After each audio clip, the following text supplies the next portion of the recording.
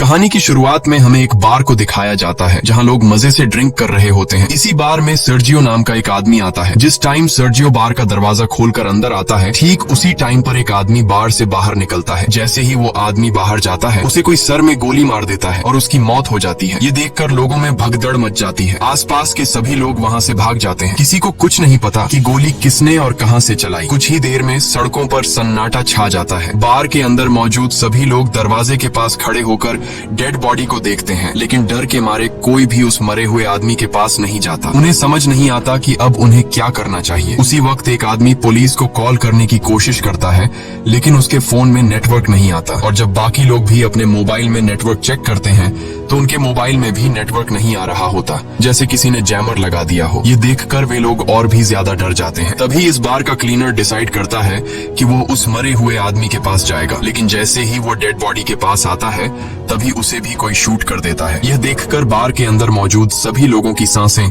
गले में अटक जाती हैं और डर के मारे जमीन पर लेट जाते हैं ताकि स्नाइपर उन्हें शूट न कर सके। सभी को एक बात समझ आ जाती है कि बार से बाहर जाने का मतलब अपनी मौत को बुलाना है। वे लोग टीवी ऑन करते हैं ताकि उन्हें पता चल सके कि आखिर यहाँ क्या चल रहा है, लेकिन इस हादसे के बारे में टीवी पर कोई खबर नहीं चल रही होती। वो लोग परेशान हो जाते हैं कि मैड्रिड जैसे बड़े शहर के बीचों बीच 2 लोगों को सड़क पर गोली मार दी गई, लेकिन इसके बारे में टीवी पर कुछ भी नहीं दिखाया जा रहा। जैसे ही उनकी नजर बाहर जाती है तो वहाँ से दोनों लाशें गायब हो चुकी होती हैं और साथ ही उनका खून भी वहाँ से साफ कर दिया गया होता है। सभी को कुछ समझ नहीं आता कि यहाँ क्या हो रहा है। तभी सीटूर कहता है कि मुझे लगता है कि किसी ने हम सबको किडनैप कर लिया है और वो चाहता है कि हम में से कोई भी यहाँ से बाहर ना निकले। तब सर्जियो कहता है कि हो सकता है हम में से कोई एक आतंकवादी हो जिसके पास कोई बॉम्ब हो और सरकार उसे पकड़कर मारना चाहती हो ताकि वो यहाँ से बाहर जाकर पब्लिक प्लेस में ब्लास्ट न कर सके। ये सुनकर एक आदमी जिसका नाम नाचो है, वो चुपके से अपने पैर से एक ब्लैक कलर के बैग को छुपा देता है। ऐसा करते हुए सर्जियो उसे देख लेता है। अब सर्जियो को यकीन हो जाता है कि नाचो एक आतंकवादी है, जरूर उसके बैग में कोई बॉम्ब होगा। वह सबको नाचो को पकड़ने के लिए बोलता है। नाचो को पकड़ने के बाद जब ये लोग उसके बैग को छीन लेते हैं तब नाचो कहता है कि बैग को मत खोलो, इसमें कुछ भी नहीं है, लेकिन ये लोग उसकी बात नहीं मानते और जब बैग को खोला जाता है तो उसमें से कुछ कपड़े और एक हार्ड डिस्क निकलती है। एलिना नाचो से पूछती है कि इस हार्ड डिस्क में क्या है। नाचो कहता है कि इसमें ऐसी कोई भी चीज नहीं है जिससे किसी को भी नुकसान हो। वो कहता है कि मैं एक एड कंपनी में काम करता हूँ और इस हार्ड डिस्क में मेरे काम की फाइल्स हैं, लेकिन एलिना उसकी कोई बात न मानते हुए उसकी हार्ड डिस्क तोड़ देती है, पर हार्ड डिस्क के अंदर कुछ नहीं होता। नाचो गुस्सा हो जाता है कि तुम सब मुझ पे शक क्यों कर रहे हो, सामने एक दूसरा ब्रीफकेस भी पड़ा हुआ है, शायद उसमें कोई बॉम्ब हो। वो सबसे पूछता है कि यह ब्रीफकेस किसका है। तब सर्जियो कहता है कि यह ब्रीफकेस मेरा है और अगर मेरे ब्रीफकेस को किसी ने छूने की कोशिश की तो मैं उसे मार दूंगा। लेकिन यहाँ अंड्रे नाम का एक आदमी अपनी बंदूक निकालता है और सर्जियो पर तान देता है। बंदूक के नोक के सामने सर्जियो अब कुछ भी नहीं कर सकता था, इसलिए बार की मालकिन अम्पारो ब्रीफकेस को उठा लेती है, लेकिन अम्पारो ब्रीफकेस खोलने से डर रही थी। तभी एक भिखारी जिसका नाम इजराइल है, वह ब्रीफकेस को खोल देता है और ब्रीफकेस के अंदर से सारा लेडीज का सामान बाहर निकलता है। सर्जियो कहता है कि मुझे यह सब बेचना पड़ता है और लोगों को मेरे इस काम के बारे में बताने में मुझे शर्म आती है। इससे पहले कि कोई कुछ समझ पाता, उसी वक्त उन्हें बाथरूम से एक अजीब सी आवाज आती है। जब ये लोग वॉशरूम का दरवाजा खोलने की कोशिश करते हैं तो दरवाजा अंदर से लॉक होता है। ये लोग किसी तरह दरवाजा खोलकर बाथरूम में जाते हैं और देखते हैं कि वहाँ पर एक मोटा आदमी पड़ा हुआ है जो कि बेहोश है। दरअसल कहानी की शुरुआत में ये आदमी खांसते खांसते इस वॉशरूम में आया था और तब से वो यहीं पर बेहोश पड़ा है। इस आदमी के पास एक इंजेक्शन भी पड़ा होता है। ये लोग इससे एक नशेड़ी समझकर वहीं पर छोड़ देते हैं। तभी इन लोगों को बाहर से गाड़ियों की आवाज आती है। जैसे ही ये लोग बाहर के गेट के पास जाते हैं तो ये देखते हैं कि बाहर बहुत सारे आर्मी ऑफिसर्स आए हैं जिनके चेहरों पर मास्क लगा हुआ है। आर्मी सोल्जर्स को देखकर ये लोग बहुत खुश हो जाते हैं और मदद के लिए पुकारने लगते हैं। ये सोल्जर्स वहाँ पर बहुत सारे टायर्स का ढेर बनाते हैं और उन टायर्स को जलाकर वहाँ से चले जाते हैं। हालांकि सभी को लग रहा था कि ये हमारी मदद करने आए हैं, लेकिन वो इनकी मदद नहीं करते और वहाँ से चले जाते हैं। कुछ देर बाद टीवी पर न्यूज दिखाई जाती है कि सिटी के एक बहुत बड़े हिस्से में आग लग गई है, इसीलिए उस जगह को सील कर दिया गया है और उस जगह पर अब कोई भी नहीं जा सकता। बार में फंसे लोगों को कुछ समझ नहीं आता कि सरकार झूठ क्यों बोल रही है। ये आग सरकार ने खुद लगाई है, उन्होंने हमें देख भी लिया फिर भी हमें नहीं ले जा रहे। तभी वो आदमी जो बाथरूम के अंदर बेहोश था, वो अचानक सबके सामने आ जाता है। उसकी पूरी बॉडी बुरी तरह से फूल गई होती है, साथ ही उसकी आंखें भी सफेद लाइट की तरह चमक रही होती हैं। वो आदमी कहता है कि मेरे पास मत आना और मुझे छूने की कोशिश बिल्कुल भी मत करना। ये कहकर वो आदमी गिर कर मर जाता है और उसके हाथ से मोबाइल भी छूट कर गिर जाता है। जाता है। तभी इजराइल मुस्कुराते हुए इस मरे हुए आदमी की आंखों पर कॉइन्स रख देता है और कहता है कि हम सब मरने वाले हैं। दूसरी तरफ ये लोग उस मरे हुए आदमी का मोबाइल फोन उठा लेते हैं और देखते हैं कि ये आदमी तो एक आर्मी ऑफिसर था। इस आर्मी ऑफिसर के फोन में कुछ फोटोज होती हैं जिनमें लोगों ने वायरस से बचने वाले सूट पहने होते हैं। ये देखकर नाचो समझ जाता है कि ये जो आदमी मरा है ये इन्फेक्टेड था और इन्फेक्शन से इसकी जान चली गई है और हो सकता है कि शायद अब यहाँ और भी लोग इन्फेक्टेड हो गए हों और सरकार हमें इसलिए यहाँ से बाहर जाने नहीं दे रही ताकि हमारी वजह से बाहर की दुनिया में इन्फेक्शन न फैल सके। इसलिए गवर्नमेंट ने इस जगह को सील कर दिया है और सरकार हमें किसी भी कीमत पर यहाँ से बाहर जाने नहीं देगी। उनकी नजर अभी भी हम पर है और अगर कोई भी यहाँ से बाहर जाएगा तो वो लोग उसे मार गिराएंगे, इसलिए हमें अंदर से ही मदद बुलानी पड़ेगी। तब नाचो इस आदमी के मोबाइल फोन से सिग्नल लाने की कोशिश करता है और वो एक टेबल पर चढ़कर सिग्नल लाने के लिए फोन को ऊपर करता है तो उसके मोबाइल में नेटवर्क आ जाता है। वो ये बात सबको बताता है कि मोबाइल में नेटवर्क आ चुका है। नाचो अपने एक दोस्त को कॉल करता है। नाचो का दोस्त नाचो से कहता है कि तुम जल्दी से किसी भी मीडिया वाले को कॉल करके उसे सब कुछ बता दो। लेकिन तभी सेटर भी फोन पर बात करने के लिए टेबल पर चढ़ जाता है और नाचो से मोबाइल छीनकर मदद के लिए चिल्लाने लगता है। लेकिन तभी टेबल पर ज्यादा लोड आने की वजह से टेबल टूट जाता है और उनका कनेक्शन कट जाता है। तब एंड्री दोबारा सिग्नल लाने के लिए नाचो से फोन मांगता है, लेकिन बार की मालकिन अम्पारो उसे रोक देती है और कहती है कि इस फोन को मत छूना क्योंकि ये फोन उस इन्फेक्टेड आदमी का है जो इन्फेक्शन की वजह से मर गया है। ये फोन भी इन्फेक्टेड है और अगर तुमने इस मोबाइल को छू लिया तो तुम भी इन्फेक्टेड हो जाओगे। सर्जियो और एंड्री को बार की मालकिन की ये बात बिल्कुल सही लगती है। अब इसका मतलब नाचो और जिस किसी ने भी इस मोबाइल को या इस आदमी को छू लिया है वो सब के सब इन्फेक्टेड हैं और ऐसा करने वाले इनमें से 5 लोग हैं। अब ये तीनों एक साइड पर खड़े हो जाते हैं और मोबाइल और उस डेड बॉडी को छूने वाले 5 लोग दूसरी साइड पर खड़े हो जाते हैं। तब एलेना कहती है कि हमें पागलपंती नहीं करनी चाहिए। घंटों से हम एक दूसरे के साथ हैं, अगर हमें इन्फेक्टेड होना होता तो अब तक हम इन्फेक्टेड हो जाते। लेकिन एंड्री अपनी बंदूक निकालकर एलेना से कहता है कि मुझसे दूर रहो नहीं तो मैं तुम्हें मार दूंगा। इसके बाद बार की मालकिन सर्जियो और एंड्री सभी को अपनी बंदूक से धमकाता है और कहता है कि तुम सब नीचे बंकर में चले जाओ और हम तीनों को यहीं पर छोड़ दो ताकि तुम्हारी वजह से हम लोग इन्फेक्टेड ना हो जाए और अपने साथ इस इन्फेक्टेड डेड बॉडी को भी नीचे बंकर में ले जाओ। ये पांचों ऐसा करने से इनकार कर देते हैं, लेकिन तभी एंड्री गोली चलाता है जिसके बाद इन लोगों को मजबूरन उनकी बात माननी पड़ती है और ये सभी पांचों लोग डेड बॉडी को लेकर नीचे बंकर में चले जाते हैं और उनके पीछे बंकर का दरवाजा ऊपर से बंद कर दिया जाता है। अब ऊपर बस 3 लोग बचे हुए हैं। नीचे बंकर में मौजूद 5 लोग बहुत ज्यादा परेशान होते हैं। तभी ट्रिनी नाम की एक औरत की तबीयत अचानक बहुत ज्यादा खराब हो जाती है। वो सीढ़ियों पर चढ़कर बाहर के 3 लोगों को चिल्ला चिल्ला कर दरवाजा खोलने के लिए कहती है, लेकिन कोई उसकी बात नहीं सुनता। सीढ़ियों पर खड़ी होकर दरवाजे को मारने के दौरान ट्रिनी का बैलेंस बिगड़ जाता है और वो नीचे गिर जाती है, लेकिन गिरते दौरान उसका पैर वहाँ पास रखे बॉटल्स के क्रेट्स पर लग जाता है जिससे वो बॉटल्स भी नीचे गिरकर टूट जाते हैं। बॉटल्स के अंदर मौजूद पानी एक साइड पर बहने लगता है जिससे इन 5 को अंदाजा हो जाता है कि जरूर यहाँ से नीचे बाहर जाने का कोई रास्ता है। जब ये लोग वहाँ पर पड़े गट्टों को हटाते हैं तो नीचे उन्हें एक ड्रेनेज नजर आता है। इसका मतलब ये लोग वहाँ से पानी के रास्ते से होते हुए वहाँ से बाहर निकल सकते हैं। अब ये लोग सोचते हैं कि यहाँ से बाहर जाएगा कौन। तभी इजराइल ड्रेनेज के जाली को हटा देता है और वो ड्रेनेज के अंदर से होकर यहाँ से बाहर निकलने का फैसला करता है, लेकिन इस ड्रेनेज का रास्ता बहुत तंग था, इसलिए इजराइल अपनी पूरी बॉडी पर ऑयल लगाता है और इस ड्रेनेज से नीचे जाने की कोशिश करता है, लेकिन ड्रेनेज का छेद बहुत ही छोटा था जिससे वो नीचे नहीं जा पा रहा था और इजराइल छेद में फंस जाता है। तभी अचानक इन लोगों को गोलियों के चलने की आवाज आती है और उन्हें ऊपर मौजूद 3 लोगों की चिल्लाने की आवाजें आती हैं। आवाजें सुनकर ये लोग बहुत ज्यादा घबरा जाते हैं। फिर उन्हें ऊपर बार में धुआं दिखाई देता है जिसे देखकर ये लोग समझ जाते हैं कि ऊपर जो 3 लोग थे उन्हें किसी ने मारकर पूरे बार को आग लगा दी है। तब ट्रिनी ऊपर लोगों की स्थिति देखने के लिए ऊपर जाकर बंकर के दरवाजे को खोलने की कोशिश करती है, लेकिन बंकर का दरवाजा बहुत ज्यादा गर्म होता है, इसलिए ट्रिनी के छूते ही उसके हाथ जल जाते हैं और वो चिल्ला पड़ती है, जिसके बाद ये लोग ट्रिनी के हाथों पर पट्टी कर देते हैं जिससे ट्रिनी को थोड़ा सुकून मिल जाता है। वहीं दूसरी तरफ इजराइल अभी भी बुरी तरह से ड्रेनेज में फंसा हुआ होता है। अब वो लोग सब एक साथ मिलकर इजराइल को ड्रेनेज से बाहर निकालते हैं। इसके बाद ये लोग नीचे बैठकर चुपचाप इंतजार करते हैं जब तक ऊपर का मामला शांत न हो जाए। कुछ घंटों बाद आग पूरी तरह से बुझ जाती है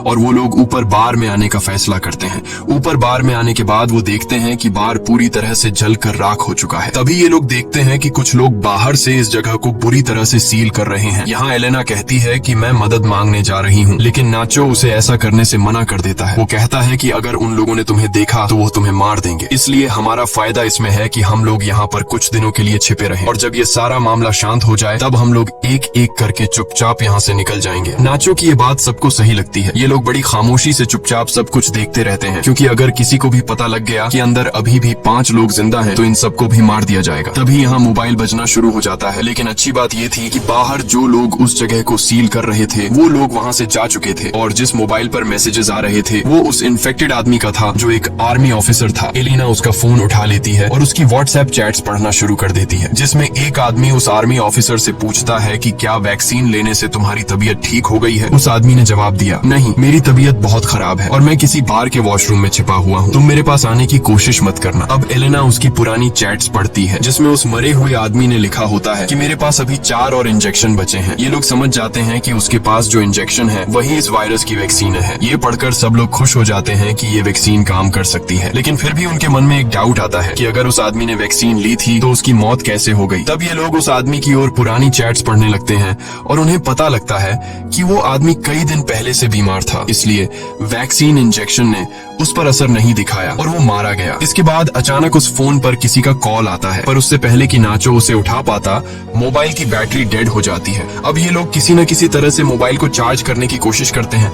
नाचो को वहाँ गन मिल जाती है जिसे वो चुपचाप उठा लेता है। वहीं एलेना कहती है कि उस आदमी ने चैट्स में ये लिखा था कि मेरे पास 4 और बची है, तो क्यों ना हम उन 4 वैक्सीन को ढूंढे। जिसके बाद ये लोग वापस नीचे बंकर में आते हैं और उस डेड बॉडी की चेकिंग करने लग जाते हैं, लेकिन उन्हें वहाँ पर कोई वैक्सीन नहीं मिलती। तभी उन्हें याद आता है कि ये आदमी सबसे पहले वॉशरूम गया था। जब ये लोग वॉशरूम पहुँचते हैं तो वहाँ पहले से इजराइल वैक्सीन को हाथ में लेकर बैठा था। नाचो और बाकी सब इजराइल को बहकाने की कोशिश करते हैं और कहते हैं कि वैक्सीन हमें दे दो, पर इजराइल कहता है कि तुम लोग 5 हो और वैक्सीन 4। अगर मैंने तुम लोगों को वैक्सीन दे दी तो तुम लोग मुझे मेरे हिस्से का एक वैक्सीन नहीं दोगे, क्योंकि मैं एक भिखारी हूँ और तुम लोगों को मेरी जिंदगी की कोई अहमियत नहीं है। इसलिए इजराइल सबसे पहले एक इंजेक्शन निकालकर अपने आप को इंजेक्ट करने लगता है। तभी नाचो उस पर अपनी बंदूक तान देता है, लेकिन इजराइल फिर भी वैक्सीन अपने शरीर में इंजेक्ट कर लेता है, जिसके बाद नाचो और इजराइल के बीच हाथापाई शुरू हो जाती है। इजराइल नाचो पर हावी हो जाता है और उसकी गन को छीन लेता है। इसी हाथापाई के दौरान वैक्सीन इजराइल के हाथ से छूटकर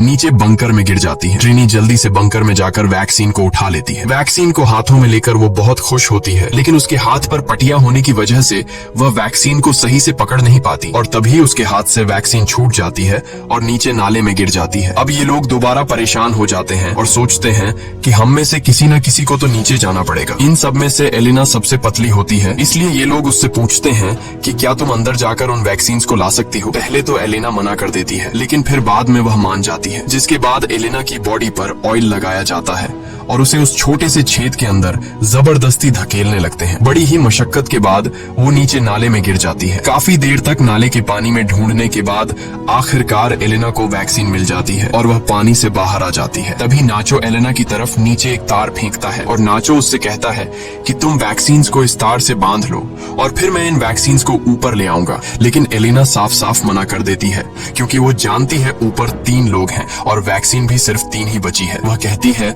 कि अगर मैंने तुम लोगों को वैक्सीन दे दी तो तुम लोग वैक्सीन का इस्तेमाल कर लोगे और मुझे बिना वैक्सीन के यहीं पर छोड़ दोगे। एलेना सबसे कहती है कि अगर तुम्हें वैक्सीन चाहिए तो तुम लोगों को नीचे आना पड़ेगा। मैं अभी इस वैक्सीन का इस्तेमाल नहीं करूंगी और अपने पास संभाल कर रखूंगी। जब तुम सब नीचे आ जाओगे तब हम बैठकर फैसला करेंगे। अब ऊपर मौजूद लोगों के पास और कोई दूसरा रास्ता तो था नहीं, इसलिए ये लोग उस छेद का रास्ता बड़ा करने के लिए उसे तोड़ने लग जाते हैं। जब ये लोग छेद को तोड़ने में लगे होते हैं तब एलेना बाहर का रास्ता ढूंढना शुरू कर देती है। थोड़ी दूर जाने के बाद उसे एक जगह पर रोशनी दिखाई देती है। सबसे पहले वह इंजेक्शंस को वहाँ पर बने एक गड्ढे में छुपा देती है। उसके बाद वह सीढ़ियों से ऊपर जाकर देखती है कि बाहर बहुत सारी पुलिस फोर्स है जिन्होंने पूरे एरिया को कवर कर रखा है और वो लोग बार में मरे उनके 3 साथियों को जला रहे हैं। तब हम देखते हैं कि बाकी के 4 लोग जो ऊपर बंकर में थे उन्होंने छेद का रास्ता बड़ा कर दिया है और वे भी अब किसी न किसी तरह से नीचे आ जाते हैं। नीचे आते ही इजराइल और नाचो के बीच एक बार फिर फाइट शुरू हो जाती है। नाचो इस बार इजराइल से गन छीनना चाहता था और इस बार नाचो उससे बंदूक छीन लेता है। तभी पानी के अंदर से गोली चलने की आवाज आती है और नाचो ऊपर आ जाता है। जब ये लोग देखते हैं कि नाचो तो ऊपर आ गया है पर इजराइल अभी तक बाहर नहीं आया तो वो समझ जाते हैं कि इजराइल मर चुका है और ये लोग आपस में एक दूसरे को कहने लगते हैं कि नाचो ने इजराइल को मार डाला, लेकिन नाचो कहता है कि उसने इजराइल को नहीं मारा बल्कि इजराइल कहीं पर तैर कर चला गया। पर ये लोग नाचो की बात पर यकीन नहीं करते क्योंकि उन्हें समझ आ जाता है कि नाचो हमसे अपना गुनाह छुपा रहा है। ये लोग नाचो को गन फेंकने के लिए कहते हैं पर नाचो मना कर देता है। अब नाचो पहले तो बहुत ही प्यार से एलेना से पूछता है कि वैक्सीन कहाँ है, लेकिन जब एलेना नहीं बताती तो नाचो सीतुर को गन पॉइंट पर ले लेता है और एलेना को वैक्सीन देने के लिए कहता है। अब यहाँ नाचो कहता है कि हमारे पास 3 वैक्सीन है और अगर मैं सीतुर को मार दूं तो हम आसानी से एक दूसरे के साथ वैक्सीन बांट लेंगे, लेकिन एलेना ऐसा करने से मना कर देती है। वो कहती है कि सीतुर को मत मारना, मैं तुम्हें वैक्सीन देने के लिए तैयार हूँ। इसके बाद एलेना इनको बाहर की तरफ ले जाती है जहाँ उसने वैक्सीन छिपा रखी थी। धीरे धीरे ये लोग आगे बढ़ते रहते हैं। नाचो और एलेना आगे चलते हैं जबकि सीतुर और ट्रिनी उनके पीछे चलते हैं। तभी सीतुर पानी में गिर जाता है और ट्रिनी जैसे तैसे करके अपनी जान पर खेल कर सीतुर को बचा लेती है। ट्रिनी यहाँ सबसे कहती है कि हम चारों में से एक न एक को तो वैसे भी मरना है, मैं तुम लोगों में से उम्र में सबसे बड़ी हूँ और मैं अपनी जिंदगी जी चुकी हूँ, इसलिए वो नाचो से कहती है कि तुम मुझे गोली मार दो ताकि तुम सब आसानी से एक दूसरे के साथ वैक्सीन बांट सको और तुम्हारी जान बच जाए। काफी देर तक सोचने के बाद नाचो ट्रिनी पर बंदूक तान देता है, लेकिन वो गोली नहीं चला पाता, जिसके बाद ट्रिनी नाचो से गन लेकर यहाँ से थोड़ी दूर जाकर अपने आप को गोली मार लेती है। अब सिर्फ 3 लोग बचे थे और उनके पास इंजेक्शन भी 3 ही थे, इसलिए सब एक एक इंजेक्शन ले लेते हैं। इसी बीच उन लोगों को उस जगह से आवाजें आने लगती हैं जहाँ पर ट्रिनी ने खुद को मार डाला था। ये लोग जब उस जगह पर जाते हैं तो देखते हैं कि ट्रिनी की आंखों पर किसी ने कॉइन्स रखे हैं और ये देखकर ये लोग समझ जाते हैं कि ये काम किसी और का नहीं बल्कि इजराइल का है, क्योंकि इजराइल ऐसा करता है। और तभी पीछे से इजराइल सीतुर पर हमला करके उसे जान से मार देता है। इजराइल बहुत ज्यादा गुस्से में था और वह नाचो और एलेना की जान के पीछे पड़ जाता है। तभी नाचो और एलेना को सामने सीढ़ियां दिखाई देती हैं। ये दोनों तेजी से सीढ़ियों की तरफ भागते हैं और इजराइल से खुद को बचाने के लिए सीढ़ियों पर चढ़ने लगते हैं। पर तभी एलेना के पास जो इंजेक्शन होता है वो उसके हाथ से छूटकर नीचे गिर जाता है। अब क्योंकि इजराइल भी उनको मारने के लिए उनके पीछे सीढ़ियों पर चढ़ रहा था, इसलिए अब एलेना इंजेक्शन उठाने के लिए वापस नहीं जा सकती थी, क्योंकि अगर वह नीचे जाती तो इजराइल उसे मार देता। तभी इजराइल नाचो को पैर से पकड़ लेता है। तब नाचो को एहसास हो जाता है कि वह बाहर नहीं जा पाएगा, इसलिए अपना वैक्सीन एलेना को पकड़ा देता है और उसे कहता है कि अपना ख्याल रखना। तभी इजराइल नाचो को पैर से पकड़कर नीचे जोर से खींच लेता है, जिससे ये दोनों नीचे गिर जाते हैं और उनकी मौत हो जाती है। तब एलेना नाचो का दिया हुआ वैक्सीन खुद में इंजेक्ट करती है और ऊपर ड्रेनेज का ढक्कन खोलकर बाहर निकल आती है। बाहर निकलते ही उसे बहुत सारे लोग दिखाई देते हैं और वह देखती है कि सरकार ने यहाँ से आगे का पूरा इलाका सील कर दिया है। तभी एक औरत अपना जैकेट निकालकर एलेना को पहना देती है और एलेना लोगों में घुल मिल जाती है। इस कहानी में कुछ बेगुनाह लोग भी मारे जाते हैं, लेकिन गवर्नमेंट को यह कदम मजबूरी में उठाना पड़ा, क्योंकि अगर ये लोग बिना वैक्सीन के लोगों में घुल मिल जाते तो यह वायरस पूरी दुनिया में फैल सकता था। इसलिए गवर्नमेंट को अपनी कंट्री के पब्लिक की सेफ्टी के लिए यह कदम उठाना पड़ा। इसी के साथ ये कहानी खत्म हो जाती है। अगर आपको वीडियो अच्छी लगी हो तो हमारे चैनल को सब्सक्राइब और वीडियो को लाइक जरूर कीजिएगा।